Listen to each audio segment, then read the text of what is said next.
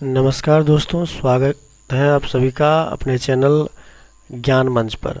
तो आज वैसे कैंडिडेट के बारे में बात करने वाले हैं जिनको अपने सर्टिफिकेट के बारे में जानकारी चाहिए, या जिनके सर्टिफिकेट में कुछ गलतियां हैं, त्रुटियां हैं, उनके बारे में समझ लेते हैं कि कैसे वो चीज़ सॉल्व होने वाली है और आपको किस प्रकार से कौन से डॉक्यूमेंट आपको वहाँ पे लेके जाने हैं। यदि आपका डॉक्यूमेंट गलत है या आपका डॉक्यूमेंट खो चुका है तो आपको किस प्रकार से एफिडेविट करवाना है, किस प्रकार से आपको जो है निवास प्रमाण पत्र लेकर के जाना है, ये सब जो है इस वीडियो में चर्चा करेंगे। तो चलिए शुरू करते हैं। पटना उच्च न्यायालय, और एक बात मैं आपको बता दूं, ये कोई पटना हाईकोर्ट का ऑफिशियल वेबसाइट नहीं है, ये एक डमी पेज बनाया गया है ताकि आप सभी को जानकारी दिया जा सके। ये कोई ओरिजिनल वेबसाइट बिल्कुल भी नहीं है, ये ज्ञान मंच के द्वारा बनाया गया है। इसमें आपको समझाने के लिए इस प्रकार से बनाया गया। तो चलिए शुरू करते हैं।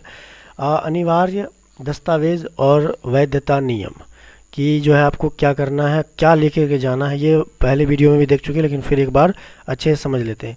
पटना हाईकोर्ट में इंटरव्यू के समय दस्तावेजों की जांच बहुत ही गहन तरीके से की जाती है। सबसे पहले यह सुनिश्चित करें आपके सभी प्रमाण पत्र आवेदन की तिथि, जिस समय आवेदन की जा रही थी तक निर्गत हो चुके हों। कहने का मतलब है उस टाइम आपका पूरा कंप्लीट बना हुआ होना चाहिए, 2025 फरवरी तक वैलिड होना चाहिए आपका।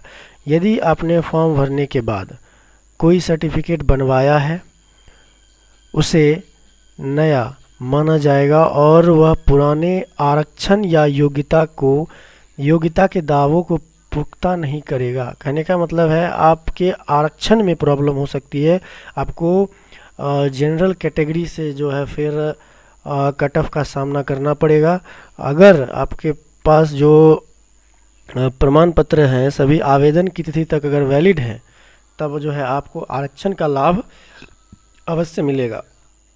उसके बाद बात करते हैं कि आपको किस प्रकार से लेकर के जाना है, कौन सा डॉक्यूमेंट, और वीडियो में बने रहिए। वैसे अभ्यर्थी जिनका जो भी फॉर्मेट गलत हो चुका है, मतलब जो भी प्रमाण पत्र गलत हो चुका है, उसको सुधारने का जो यहाँ पे तरीका बताया गया है, नीचे देखिएगा सभी का फॉर्मेट बना हुआ है। अभी मैं बात करूँगा उसी पे कि किस प्रकार से एफिडेविट करवाना है, कहाँ पे करवाना है, कितना रुपया लगेगा और कितने दिन में बन जाएगा, ये सभी इसी पे चर्चा करेंगे हम। उसके बाद देखते हैं सबसे पहले आपको लेकर के जाना क्या है वहाँ पे, ध्यान से पढ़िएगा इसको। प्रवेश पत्र, इंटरव्यू कॉल लेटर, और सुन लीजिए ध्यान से कि जो आपने रिटेन टेस्ट दिया था उसका एडमिट कार्ड भी आपके पास होना चाहिए। जो साइकिलिंग टेस्ट दिए थे उसका भी एडमिट कार्ड आपके पास होना चाहिए, और जो स्किल टेस्ट दिए थे उसका भी एक कैंडिडेट कॉपी तो मिलता है एडमिट कार्ड का, वो होना चाहिए। ये सभी चीज़ों को लेकर के आपको वहाँ पे जाना पड़ेगा। और जो कॉल लेटर आया है, इंटरव्यू कॉल लेटर, कहने का मुझे ज्वाइनिंग कॉल लेटर नहीं है, ये इंटरव्यू कॉल लेटर है, तो आपको ये लेटर भी A4 पेपर साइज़ पे निकाल करके लेके जाना है। और एक और बात, ब्लैक एंड वाइट से अच्छा है कि कलर ही निकाले तो ज़्यादा बेहतर रहेगा। उसके बाद यहाँ लिखा है मूल प्रति बिना इसके गेट में एंट्री नहीं मिलेगी, ये बात आप ध्यान रखिएगा। 10वीं या 12वीं मार्कशीट एवं सर्टिफिकेट, न्यूनतम योग्यता और जन्मतिथि मिलाने के लिए सबसे मुख्य दस्तावेज हैं ये 10वीं और जो है 8वीं के मार्क सर्टिफिकेट, ठीक है। जाति प्रमाण पत्र, SC ST या EBC BC बिहार सरकार द्वारा निर्गत प्रारूप NCL विशेष करके ध्यान रखें। कहने का मतलब है वैसे अभ्यर्थी जो इन कास्ट से बिलोंग करते हैं और वे एप्लीकेशन में NCL को इनेबल किए होंगे, हाँ भरे होंगे, तो आपको NCL वहाँ प्रस्तुत करना पड़ेगा, और पहले का NCL होगा तो ये आपके लिए ज़्यादा बेनिफिशियल होगा। उसके बाद बात करते हैं आवासीय प्रमाण पत्र। आवासीय प्रमाण पत्र क्या है?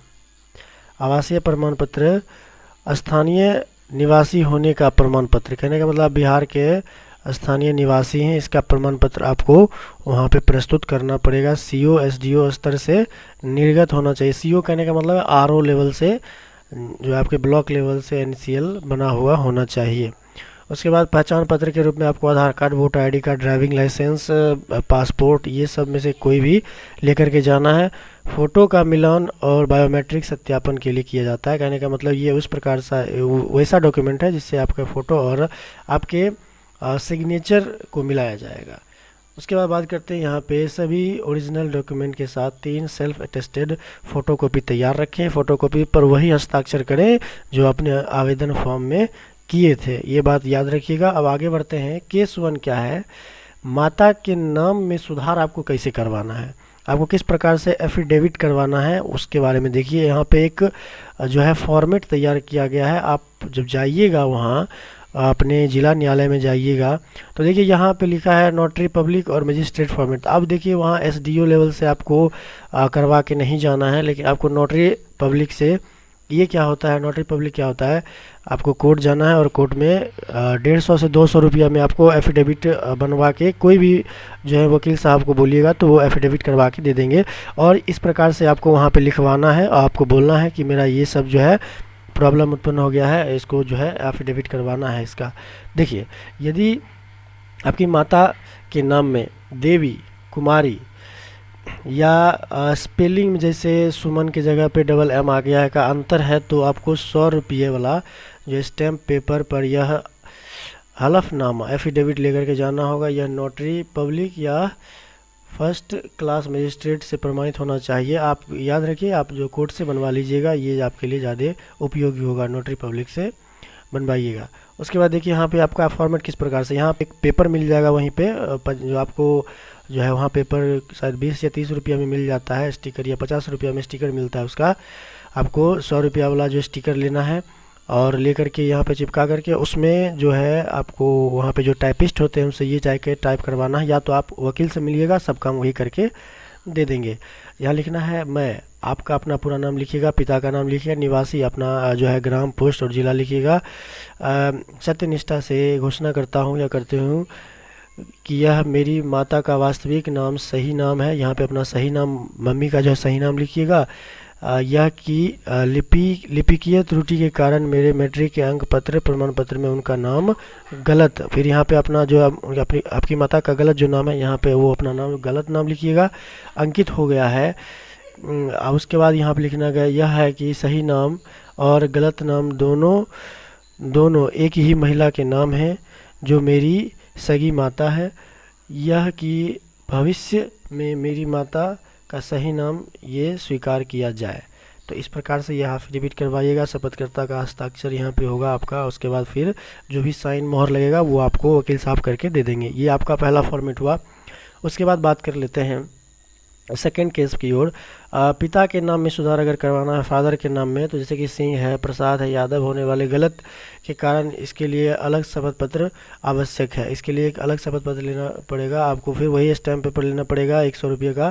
फिर यहाँ पे अपना नाम लिखिएगा, मैं घोषणा करता हूँ कि मेरे पिता का सही नाम ये है, फिर आधार नंबर अपना दीजिएगा, पर भी दर्ज करता हूँ, परंतु मेरे आवेदन 8वीं के प्रमाण पत्र में त्रुटिवश उनका नाम गलत, यहाँ पे गलत नाम लिखिएगा, हो गया है। मैं शपथ लेता हूँ कि दोनों नाम मेरे ही पिता के हैं और इसमें कोई धोखाधड़ी नहीं है। उपरोक्त सभी तथ्य मेरी जानकारी में सत्य एवं सही हैं। इस प्रकार से आपको जिस तारीख को आपको एफिडेविट करवाएंगे उसका डेट लिखिएगा और यहाँ अपना हस्ताक्षर करके, और पेपर ये A4 साइज़ का पेपर होगा। तो आप वहाँ पे कोर्ट में जाइएगा तो इजी अवेलेबल है, वहाँ पे वकील साहब से मिलिएगा। आपको कुछ नहीं करना है, आप रुपया दीजिएगा, आपको जो है रेडी टू यूज़, आपको बस ये बताना है, इस प्रकार से करके वहाँ आपको दे देंगे। उसके बाद देखते हैं केस नंबर 3, जन्म तिथि। अगर इन्हीं ऐसे विद्यार्थी हैं जिनका डेट ऑफ बर्थ गलत है तो वो क्या करेंगे, तो वो ध्यान देंगे। पटना हाई कोर्ट 10वीं के सर्टिफिकेट की तिथि ही अंतिम मानता है। कहने का मतलब है कि आपका जो सर्टिफिकेट का जो जन्म तिथि है ना, मतलब उस पर जो है वही आपका मेन माना जाता है। कोई भी सर्टिफिकेट इसीलिए 10वीं का मांगा जाता है, क्योंकि पहला सर्टिफिकेट होता है जो कि स्टेट लेवल से ऑर्गेनाइज्ड होता है, इसीलिए ये बहुत मैंडेटरी होता है। सभी जॉब में सबसे पहले 10वीं का मांगा ही जाता है।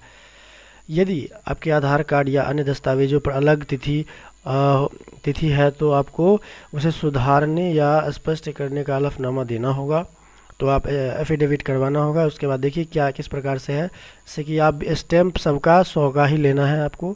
यहाँ लिखिएगा मेरा नाम, और ये इतना ही नहीं होगा, ये मैं एक आपको डिटेल बता रहा हूँ, आप इतना बता दीजिएगा ना वहाँ पे, तो जो वहाँ पे जो वकील होते हैं वो पूरा जो है फॉर्मेट तैयार करके आपको खुद दे देंगे, ठीक है। लेकिन आपको इतना चीज़ आपको बताना पड़ेगा कि ये चीज़ें दिक्कत है, आप इसका एफिडेविट करवा दीजिए तो ईजी हो जाएगा।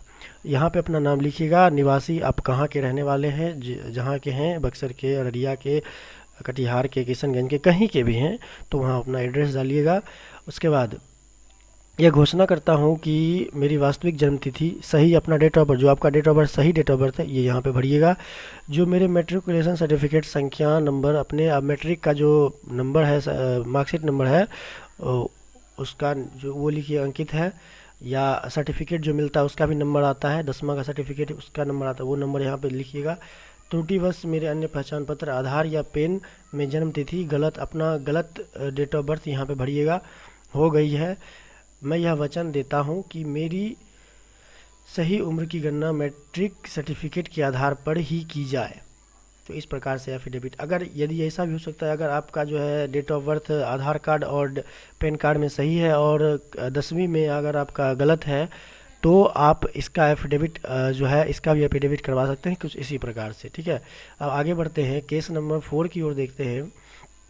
इसमें क्या करना है, केस नंबर 4, प्रमाण पत्र खो जाने पर क्या। अब बहुत सारे ऐसे कैंडिडेट हैं जो जिनका प्रमाण पत्र खो चुका है, कभी ना कभी उनका प्रमाण पत्र खो गया होगा या नहीं मिल रहा है किसी कारणवश से, या स्कूल से नहीं लाए हैं अभी तक, तो आपके पास अभी समय है 2 दिन का, आप जो है 2-3 दिन का समय बचा हुआ है, आप जाइए और अपने विद्यालय से संपर्क करिए और जहाँ भी डॉक्यूमेंट आपको आज आप निकाल करके तैयार रखिएगा।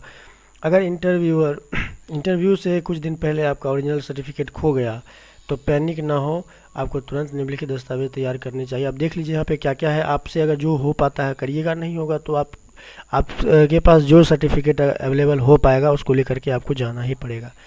ठीक है, थाना में दर्ज FIR या जो है FIR की मूल प्रति। अब ये देखिए, ये तो संभव नहीं होगा, जाहिर सी बात है, किन्ने के पास ये तो होगा नहीं, अगर खो गया होगा तो ये तो संभव नहीं है। उसके बाद अखबार में दिया गया विज्ञापन, अब ये भी देखिए संभव नहीं होगा आप सभी से। संबंधित बोर्ड से डुप्लीकेट सर्टिफिकेट की आवेदन रसीद, ये आप संभव करवा सकते हैं। अगर किन्हीं व्यक्ति का सर्टिफिकेट खो गया तो आप बोर्ड जाइए, वहाँ का जो जैसे बिहार बोर्ड है, जाहिर सी बात है अगर जो भी बिहार बोर्ड के छात्र होंगे वो बिहार बोर्ड जाइए, पटना में ही अवेलेबल है वो भी, तो वहाँ जाइए और एक नया सर्टिफिकेट इशू करने के लिए आप आवेदन दीजिए और उसका रिसिप्ट कटेगा, तो वो आप तैयार रखिएगा। कोई भी क्लास जो है, कोई भी बोर्ड, अगर CBSE बोर्ड है तो वहाँ भी ऐसा ही सेम करना है, आपको जाना पड़ेगा। और एक शपथ पत्र जिसमें एफिडेविट जिसमें खोने की घटना का जिक्र करना है। ठीक है, ये दोनों संभव नहीं है, लेकिन ये दोनों बिल्कुल अच्छे से आप करके आपको जाना ही पड़ेगा, नहीं जाइएगा तो फिर आपका नुकसान हो जाएगा वहाँ पे। उसके बाद बात करते हैं इसका क्या है, शपथ पत्र सर्टिफिकेट गुमशुदगी। कहने का मतलब है यहाँ भी आपको जो है एक टिकट लगाना पड़ेगा, 50 का या 100 का टिकट लगाना पड़ेगा। मैं शपथ पूर्वक कहता हूँ कि मेरा 10वीं और 12वीं का मूल पत्र दिनांक तारीख इतना स्थान को खो गया है, इसके लिए थाना नाम इतना नंबर दर्ज कराया गया है, चयन की तिथि 1 माह से डुप्लीकेट सर्टिफिकेट। अगर इस प्रकार से नहीं है, अगर आपको जो थाना का जिक्र नहीं करना है तो आप वहाँ वकील साहब को बोलिएगा, वो नहीं। अगर किन्हीं ने, अगर ऐसे कैंडिडेट भी होंगे जिन्होंने इस प्रकार से अपना अगर FIR किया होगा या कंप्लेन की होगी तो इस प्रकार से डाल सकते हैं, नहीं अगर किए हैं तो सिंपल आप एफिडेविट बनवा सकते हैं, वकील साहब को बोलिएगा वो बना के दे देंगे। तो ये अंतिम मंत्र इस समझ लीजिए, इंटरव्यू में अधिकारी आपकी ईमानदारी चेक करते हैं, यदि कोई गलती है तो उसे छुपाने की बजाय एफिडेविट के साथ सच बताइए, आत्मविश्वास ही सफलता की कुंजी है। सुनिए एक और बात ध्यान से, कि अब मेन मुद्दा आता है कि वैसे अभ्यर्थी जो क्लास 8 तक ही पढ़े हैं वो क्या करेंगे। उनके पास तो मार्कशीट नहीं होगा मेरे ख्याल से, क्योंकि जिस टाइम के कैंडिडेट अभी अवेलेबल हैं उस टाइम पे बिहार बोर्ड में क्लास 8 से जुड़े हुए अंक पत्र प्रदान नहीं किए जाते थे। तो अब वैसे अभ्यर्थी करेंगे क्या, तो ऐसे अभ्यर्थी कुछ नहीं करेंगे। इनका जो है उनके लिए एक अलग से वीडियो मैं ले करके आ रहा हूँ, 2 से 3 घंटे के अंदर वो वीडियो भी अवेलेबल हो जाएगा। तब तक जो है आप सभी हमारे साथ बने रहिए और सपोर्ट करिए। आप, ये चैनल आप सभी के लिए है। तब तक के लिए आप सभी से विदा लेता हूँ, मिलता हूँ आप सभी से नेक्स्ट वीडियो में। तब तक के लिए अपना ध्यान रखिए, और अच्छा लगे वीडियो, अगर आपको थोड़ा सा भी इससे फ़ायदा मिलता है तो ज़रूर हमारे चैनल को सब्सक्राइब करिए, और सब्सक्राइब करने के बाद बेल आइकन ऑन करके एक प्यारा सा कमेंट हमारे लिए ज़रूर करिएगा।